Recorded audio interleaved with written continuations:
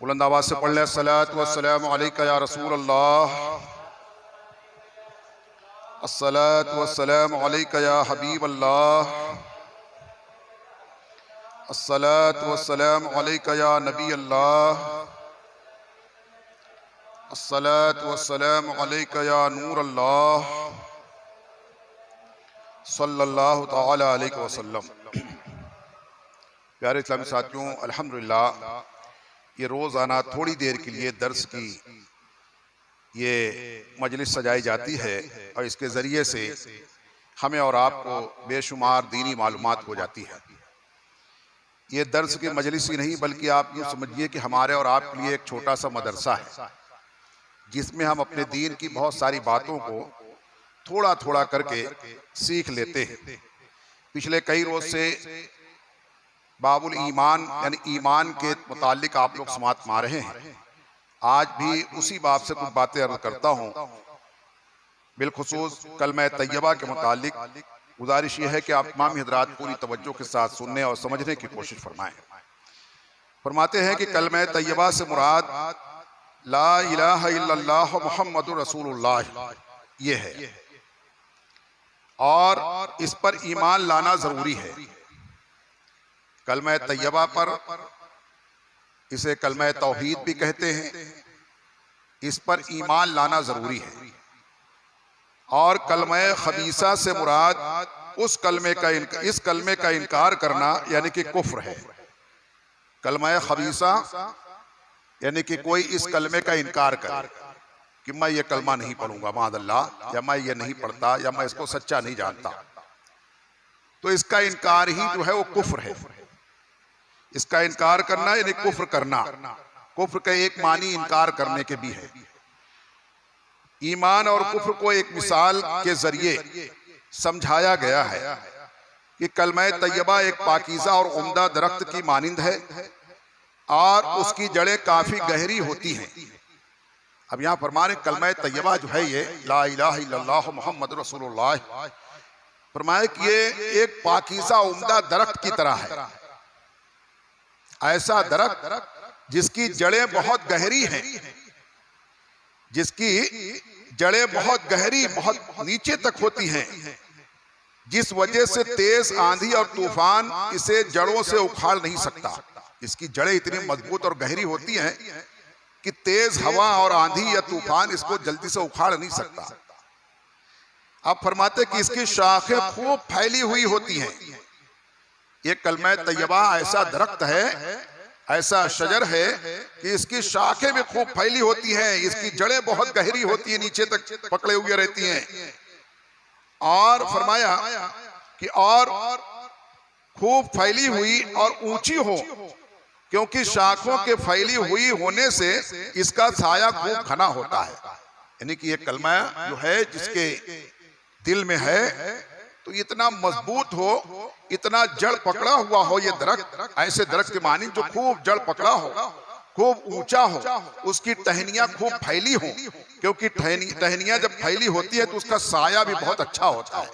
हम आप देखते हैं कोई घना दरख्त दिखता है तो उसका साया बहुत ठंडा होता है, उसका साया बहुत जो है तो खूब अच्छा होता है और लोग उसके करीब आते हैं और उसके करीब आकर के आराम महसूस करते हैं, ठंडक महसूस करते हैं। और फरमाया कि इसके और इस पर फल भी ज्यादा लगता है। जिसकी टहनियां ज्यादा होती हैं, जो ज्यादा घना दरख्त होता है उसमें फल भी ज्यादा लगता है और उसका फल भी मजेदार होता है और उसका फल भी, उसका साया भी मीठा होता है, ठंडा होता है, उसका फल भी मजेदार होता है। यानी कलमा तैयबा में ये तमाम खूबियां मौजूद हैं। अब यहाँ फरमा रहे कि ये कलमा ऐसा है कि इसके अंदर तमाम खूबियां मौजूद हैं। जो इस कलमे का इकरार करने वाला है, पढ़ने वाला है, जो मोमिन है, फरमाया कि वो ऐसे दरख्त की मानिंद होता है कि लोगों को फायदा पहुंचाता है। जैसे दरख्त सायेदार होता है, लोगों को फायदा पहुंचाता है, उसके फल से भी लोगों को फायदा होता है, उसकी लकड़ियों और पत्तों से भी लोगों को फायदा पहुंचता है। फरमाया कि ये कलमा पढ़ने वाला जो मोमिन होता है वो ऐसे ही होता है कि लोगों को फायदा पहुंचाया करता है। लोग उससे फायदा जो तो उठाते हैं और उसके करीब आते हैं, उससे मोहब्बत करते हैं, उसको बाकी रखना चाहते हैं। जैसे सायेदार दरख्त को, फलदार दरख्त को बाकी रखते हैं, कोई अगर उसको काटने लगता है तो गांव के लोग या वहां करीब के लोग इंसान जमा हो जाते हैं, उसको मना करते हैं, नहीं ये बहुत अच्छा साया देता है, बहुत अच्छा फल देता है, इसको काटो मत, उसको काटने से मना करते हैं। फरमाया कि ऐसे ही ये कलमा तैयबा का इकरार करने वाला जो होता है मोमिन, वो इसी तरह होता है जो बहुत लोगों को फायदा पहुंचाने वाला होता है, लोग उससे करीब आते हैं और उससे मोहब्बत करते हैं। यानी कलमा तैयबा में ये तमाम खूबियां मौजूद हैं। इसकी जड़ें दिल की गहराइयों में होती हैं। अब फरमा रहे कि ये इसकी जड़ें कलमा तैयबा कोई आप दरख्त को यूं खेत में उगा हुआ दरख्त ना समझे, बल्कि ये कलमा तैयबा का दरख्त जो है ये इंसान के दिल में होता है, ये मोमिन के दिल में होता है। और इसकी जड़ें खूब दिल में यानी जमी हुई होती है, खूब गहरी होती है, जकड़े हुए होती है। और मसाइब और मुश्किलात का तूफान ईमान को हिला नहीं सकता। जो मोमिन होता है उस पे कैसी भी मुसीबत आए, मुसीबत के पहाड़ टूट पड़े, मगर उसके ईमान को हिला नहीं सकती। मुसलमान जो होता है, जो मोमिन होता है, मुसीबतों को झेल लेता है, उस पर सब्र कर लेता है, उस पर भी अल्लाह का शुक्र अदा करता है, मगर अपने ईमान को जरा भी कमजोर होने नहीं देता, या ईमान से जरा भी जो है तो दूर होना नहीं चाहता। ईमान को थामे हुए रहता है कि अल्लाह जिस हाल में रखे। यही वजह है कि मुसीबत और परेशानी के तूफान उसके ईमान के दरख्त को हिला नहीं पाते हैं। और फरमाया शाखों की बुलंदी से मुराद कलमा कबूल करने वालों की अखलाकी अज़मत है, यानी कि फल है। शाखों से फरमा रहे हैं यहाँ, उसकी शाखों से मुराद यहाँ ये है कि इस कलमा पढ़ने वाले कबूल करने वालों का अखलाकी अज़मत है, और फल से मुराद अल्लाह की इबादत और उसका अज्र है। शाखों से मुराद उसके अपने अखलाक, अपने किरदार, लोगों के साथ उसका अपना जो है तो व्यवहार, और फल से मुराद कि ईमान कि ऐसा सजर है उसके दिल के अंदर मोमिन के कि अल्लाह की बंदगी खूब करता है। जैसे सायेदार फैला हुआ दरख्त फल खूब देता है, वैसे ईमान वाला मोमिन जो होता है वो अल्लाह की बंदगी खूब करता है, और उसके जरिए से उसको अज्र भी अल्लाह ताला अता फरमाता है। अल्लाह कुरान फरमाता है कि ला युज़ियु अज्र मन अहसनु अमला, कि अल्लाह ताला तुम्हारे छोटे अमल को भी जाये नहीं फरमाता। तुम छोटा सा भी अमल करो उसको भी अल्लाह जाये नहीं फरमाता, बल्कि उस पर भी अज्र अता फरमाता है।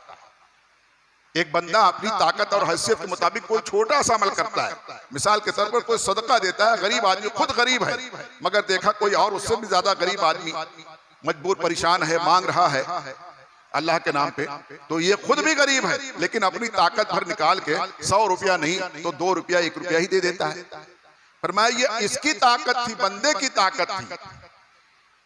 ये बंदे के पास इतनी उसकी हैसियत थी तो उसने इतना किया, और रब की हैसियत जो लामहदूद है, उसकी ताकत, उसका खजाना जिसकी कोई इंतहा नहीं है, तो वो जब बंदे से खुश होकर के देगा तो वो भी अपनी अजमत के मुताबिक देगा। बंदे ने अपनी हैसियत के मुताबिक दिया, अब अल्लाह भी जब उसको नवाजेगा तो अपनी अजमत के मुताबिक, अपनी शान के मुताबिक देगा। तो ये फरमाया कि अल्लाह ताला उसके बंदगी पर, इबादत पर खुश होकर के उसको अज्र जो देता है, यही उसके फल है, जो बड़े यानी तस्कीन कल्ब का जरिया बनते हैं।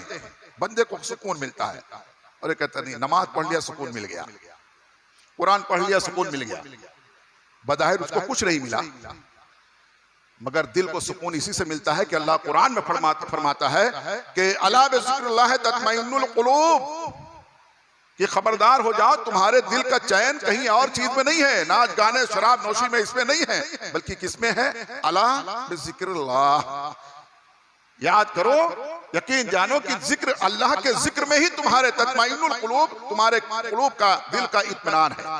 तो बंदा जब बंदगी कर लेता है तो उसको ऐसा लगता है मैंने बहुत बड़ा काम कर लिया, उसको सुकून मिलता है, उसको सुकून मिलता है।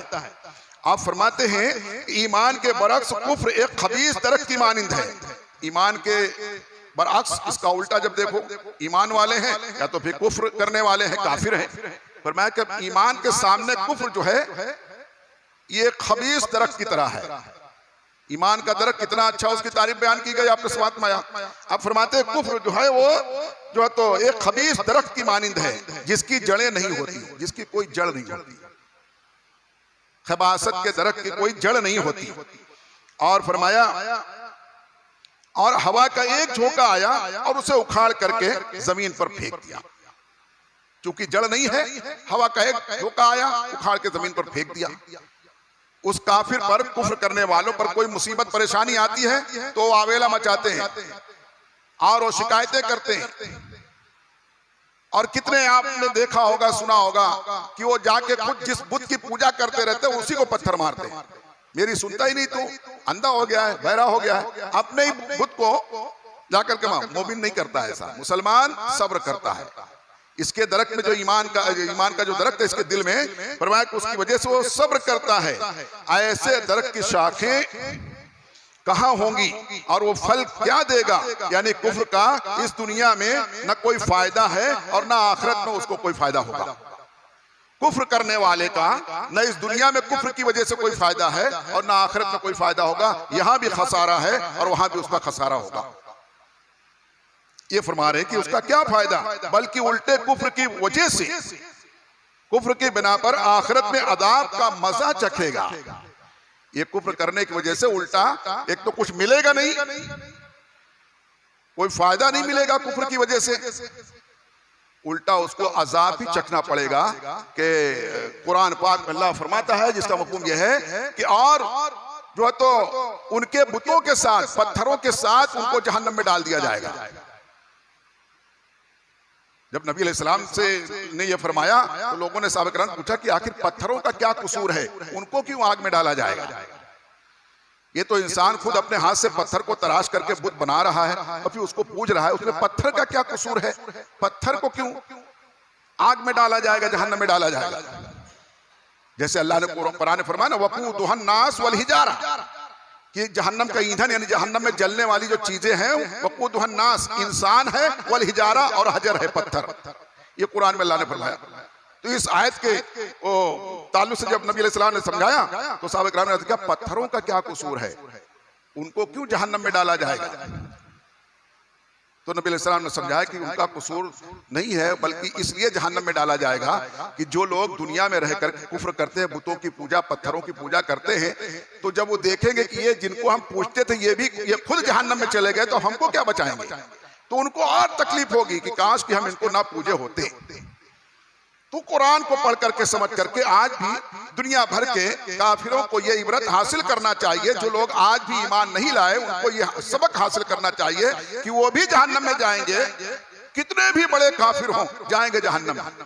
अपने वक्त का बादशाह, राजा, महाराजा क्यों ना हो, जाएगा जहन्नम में। और कितना भी बड़ा बुत हो, वो 300 फीट नहीं, वो 3000 फीट का बना दे, वो डाला जाएगा जहन्नम में। इसलिए हमें जो है तो अल्लाह का शुक्र अदा करना चाहिए कि अल्लाह ताला ने हमें ईमान की दौलत अता फरमाई है। अब अपने इस शजर ईमान से जो है, कलमा तैयबा का जो शजर, जो दरख्त हमारे दिल के अंदर है ईमानी शक्ल में, हमें चाहिए इससे लोगों को फायदा पहुंचाएं।